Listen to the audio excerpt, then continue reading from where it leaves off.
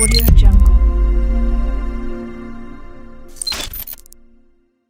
السلام عليكم ورحمة الله تعالى وبركاته. سو dhawaada saaxiibayaal. Ma ku dhiban tahay inaad fahanto mowduuc?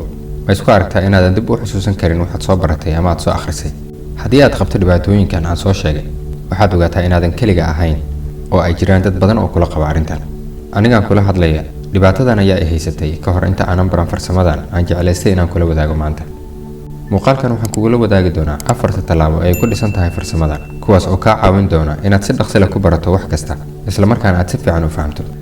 Farsamadan waa habka ugu fiican ee aad wax walba ku baran karto, ku fahmi karto, kuna xusuusan karto. Sida aad ka garan karto magaca, farsamadan waxaa hindisay Richard Feynman, oo ah fiisiksyahan aragtiyeed, waxaana loo arkaa inuu yahay mid ka mid ah saynisyahanadii ugu fiicnayd ee soo martay adduunka. Sidoo kale ninkan waxa uu ku guuleystay abaalmarinta loo yaqaan Nobel Prize sanadkii 1965. waxa uu qayb weyn ka qaatay mowduucyo badan oo ku saabsan fiisigiska sida quantum mechanics iyo kuwo kale badan. Marka ay saynisyahanadu ku adkaato inay si fudud u sharxaan qaybaha fiisigiska iyadoo ay ugu wacan tahay adkaanta fikradda, waxay la soo raadsan jireen Feynman isagoo la imaan jiray jaantusyo, sidoo kale u fahamsiin jiray qaab fudud oo ay ku fahmi karaan.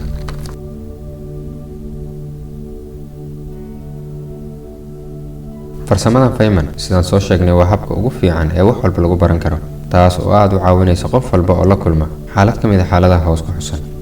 Ardayda kaliya wax u barata imtixaanka ama shahaadada runtiina waa caqabad weyn oo 95% haysata ardayda dunida, gaar ahaan kuweena Soomaaliyeed.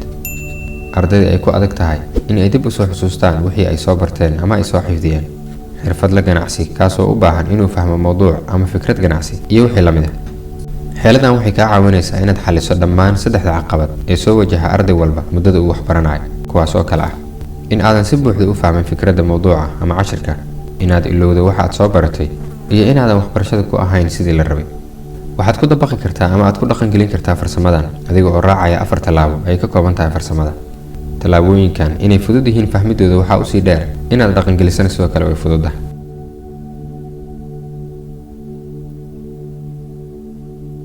Tallaabada koowaad, qor mowduuca waxa aad rabto inaad barato. Tallaabadan koowaad aad ayay u fududahay.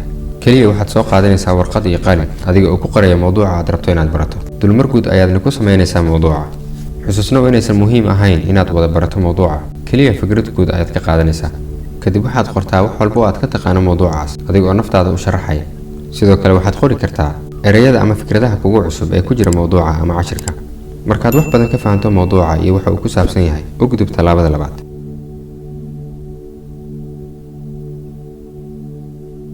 tallaabada labaad, bar mowduuca qof kale. tallaabadan labaad waa qaybta ugu muhiimsan ee farsamada. waxaad u baahan tahay inaad qof kale u sharaxdo mowduucii aad soo akhrisay. waxaa xaqiiq ah in cashir lagu baray iyo mid aad adiga dad kale bartay inaysan isku mid ahayn dhanka fahamka, oo waxaa aad u saameyn badan markaad adiga bara tahay.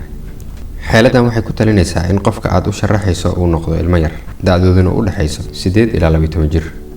haddii aad weyso ama kugu adkaato inaad qof kale u sharaxdo, waxaad samayn kartaa inaad assume garayso ama aad ka soo qaado in arday ku hor fadhiyo oo aad u sharaxayso cashirka adiga oo macallinkii ah. yacni waxaad iska soo qaadaysaa inaad qof u sharaxayso mowduuca. haddii sidoo kale qaabkan ay kugu adkaato, beddelkeeda adiga ayaa isku sharaxi kara cashirka ama mowduuca adiga oo hor istaagaya muraayad, naftaadana fahamsiinaya mowduucii. intaas markaad samayso oo aad mowduucii qof kale barto, waxaa kuu soo baxaya dulduleelo ama meelo aadan fahmin. nood garayso ama calaamayso meelahaas si aad dib ugu laabato cashirkii una fahamto. caadi ahaan markaad mowduuc ama cashir akhriso, waxaad aaminaysaa in mowduucaas aad si fiican u fahamtay. laakiin marka aad mowduucaas qof kale barto, waxaad la kulmaysaa caqabado iyo meelo kugu adkaada, waana sababta ay muhiim u tahay tallaabadan labaad.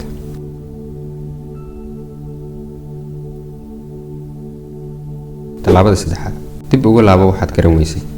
dib ugu laabo dhammaan daldalooladii ku jira mowduuca ee aad fahmi weysay, kuwaas oo aad ku soo ogaatay tallaabadii labaad. isweydii su'aashan, qaybahee ayaan ku dhibtooday intii aan sharaxayay mowduuca? ka jawaabista su'aashan ayaa daaha ka qaadi doonta qodobada aad ku guuldareysatay inaad fahamto, waxaana qasab ah inaad ku dadaasho si walba oo aad u fahmi karto meelahaas kugu soo laabtay. ogaanshaha iyo ku laabashada wixii kugu soo adkaaday waxay kaa caawinaysaa inaad isku xirto fahamka guud ee mowduuca ama cashirka.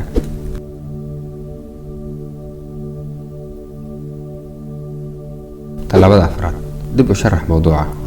tallaabada ugu dambaysa ee farsamadan waxay aad ugu dhowdahay tallaabadii labaad ee ahayd bar mowduuca qof kale.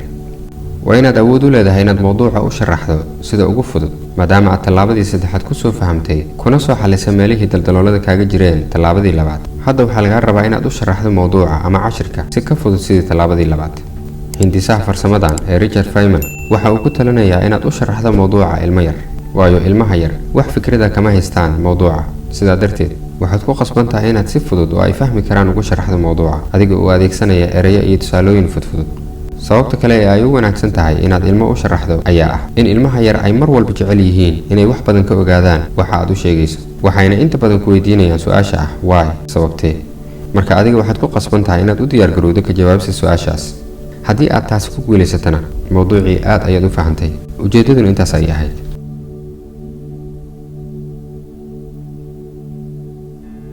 ugu dambeyn, waxbarashadu waxay ku lug leedahay ama ay ku xiran tahay isticmaalka maskaxda, laakiin nasiib darro waxa aan ka naqaano iyo awoodda ay leedahay maskaxdeenu waa mid aad u kooban.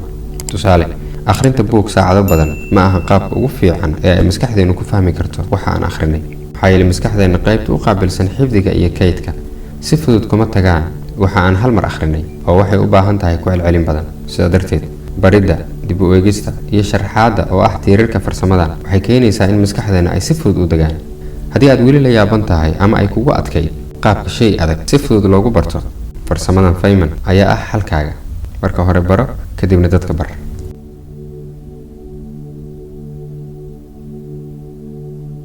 saaxiibayaal, mawduuceena maanta intaas ayuu ku egyahay. haddii aad isticmaasho farsamadan, waan jeclaan lahaa inaan ogaado fikirkaaga ku saabsan sida ay kugu shaqayso farsamadan, in aad ku faa'iiday iyo in kale. waxaan mar walba u taaganahay inaan kugu caawiyo wixii aan awoodo insha Allah. ha iloobin inaad la wadaagto asxaabta aad isleedahay way ka faa'iidi karaan. mahadsanid. inta aan ku kulmayno mawduuceena xiga. assalaamu calaykum waraxmatullaahi wabarakaatuh.